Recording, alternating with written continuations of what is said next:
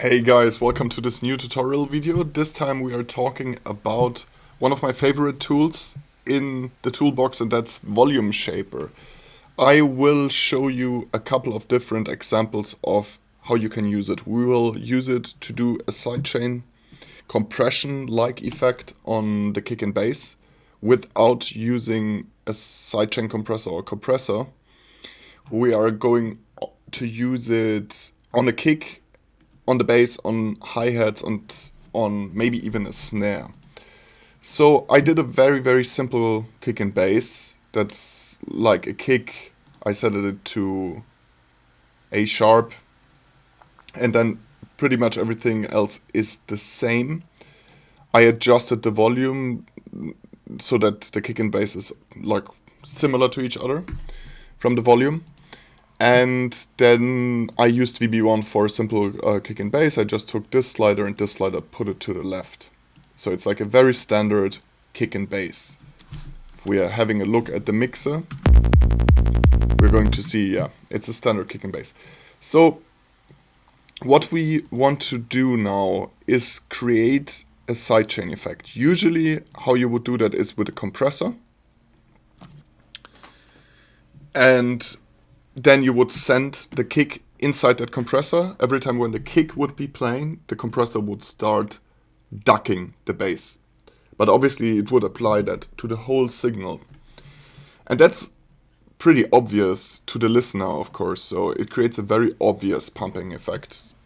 Maybe that's what you want, but in my case, I'm looking for something else. So why is Volume Shaper so amazing? First of all, it's extremely versatile. I can use it on 16th hi-hats as well as on this kick and bass. So when I'm using it on kick and bass, I am having it on 1/4 synced. And if I would be using it for hi-hats, for example, for the closed hi-hats, I would use 1/16. But I'm going to actually show that to you in a bit. So we're going to leave that at 1/4. So let's have another listen to the kick and bass. What we want is, we want to apply a sidechain now, but not to the whole signal, just to a portion of the signal. So when you look at the interface, there's this part on the left side and those two bars. And when you take one and drag them to the right or to the left, you're going to create different bands that each have their own color here on the graph. And we are going to use the one for the low band. So we can see that obviously this is a bass, so a large portion of the fundamentals of the sound and the important stuff actually is in the lower end and in the low mid section of the kick and bass, or of the bass in this case. What we want to do now is take this low band and go to this shape. And then have it run through this so that we can actually see and hear it. So for the controls of the Volume Shaper, you deactivate points by double clicking. And you activate points by just clicking. So now, for example, the lows are ducked.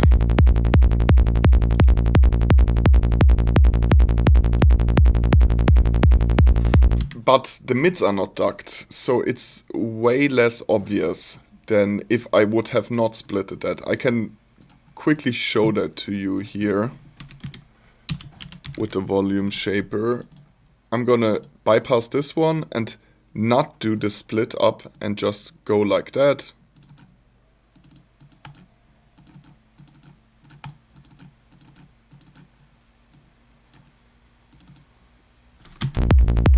And you can hear it very obvious. It's pretty much the same, but now you can hear, okay, alright. You don't really notice it that much because we tend to focus our hearing on the mid section more than we do on the lower section, like for detailed hearing. So we focus on this part, therefore it still has the character of a bass that is running through, but actually it's not. The lower portion is set off. That's actually a very, very, very, very valuable technique. It works only with volume automation, so therefore you should not have any kind of artifacts, phase distortions, or anything of that matter, because the application of this effect is extremely straightforward and only uses basically amplitude automation over time. So that's a pretty simple way of working, but that doesn't make it a brilliant thing to work with. I'm going to show you now another application for the volume shaper that is quite amazing. So I'm going to my Thomas Penton. I'm just gonna maybe take this very aggressive sounding one. Yeah, it's a good use case scenario, I guess. Maybe. So I'm going to shorten that up to 116, and then I'm going to my info bar and do a little fade out, so that it's just fade out. And I can immediately say, okay, that has to go way lower volume. And it sounds horrible. Okay, that was to be expected. So let's see what we can do here with the volume shaper. This time we're going to use trimming instead of ducking. So you could again split that up, but in this case I don't want to. And you can hear now, oh, there is a problem. It's actually just hitting on the fourth, obviously, because we didn't select 1/16. Once we have selected 1/16, yep, we have our hi-hat there. So I'm going to show you how to make this horrible sounding hi-hat sound nice in no time. Horrible, not horrible. Okay, what you always can do with the volume shaper is actually reduce the mix.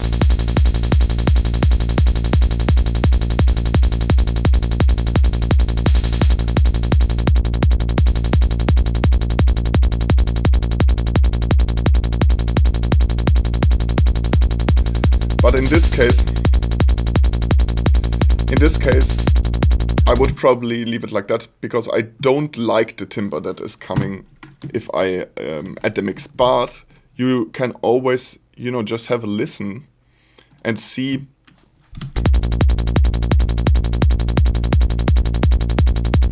how it sounds when you do not apply the effect so aggressively.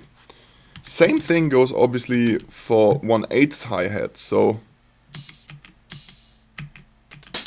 let's try this one. It's a closed one, but let's just see how that sounds.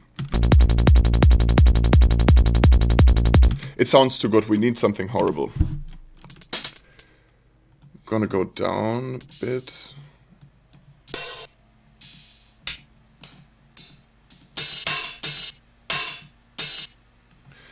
This one, for example, sounds quite horrible.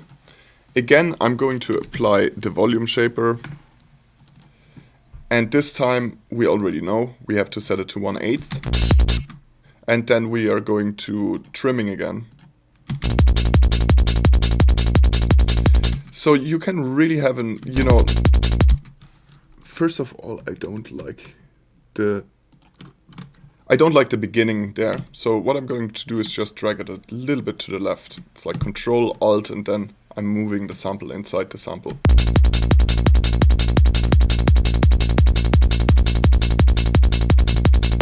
So you can do infinite points. That also means that you can do, for example, compression effects. So this would be something that you can do with a compressor.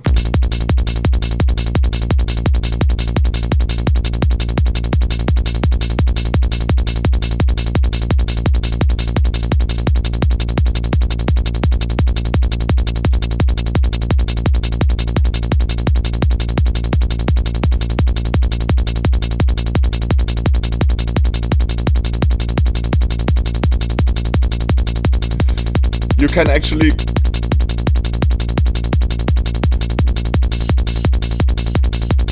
go wild. And obviously you can also change the sample if you feel the need be.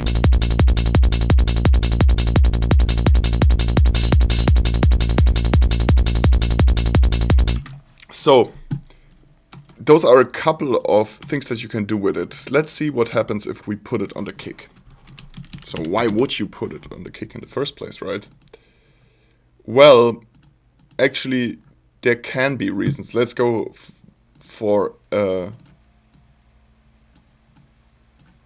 notch kind of envelope.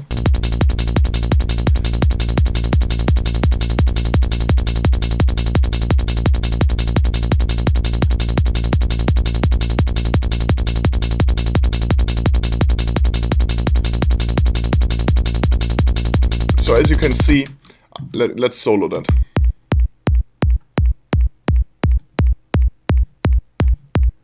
I can filter out frequencies here, theoretically, if I want to. And in some cases it really makes sense.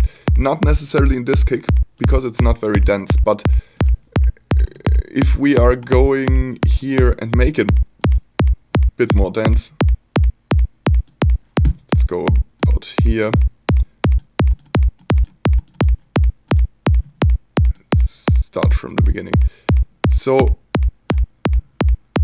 it's obviously just an envelope. So as you can hear, you can manipulate it in that way, and you can use the mix to adjust it.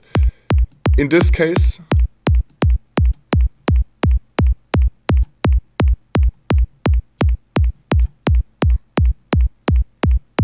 I would probably first touch the kick up, but you can cut out parts from the middle of a signal, of course, as well, and that can be helpful in some cases.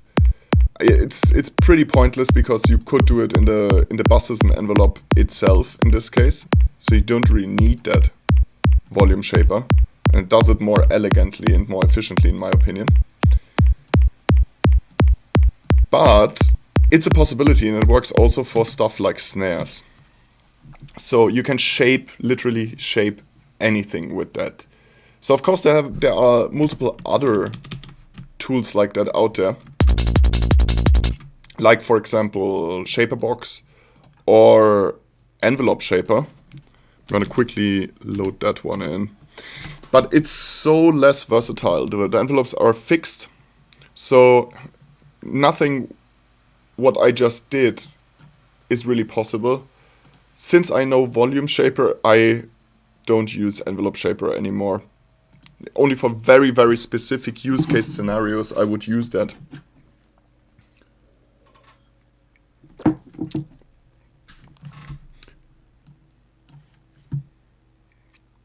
Okay guys, that's it with the first part of this video. I may be showing a couple of more tricks with the Volume Shaper soon. Thanks for watching, and I see you guys in the next one.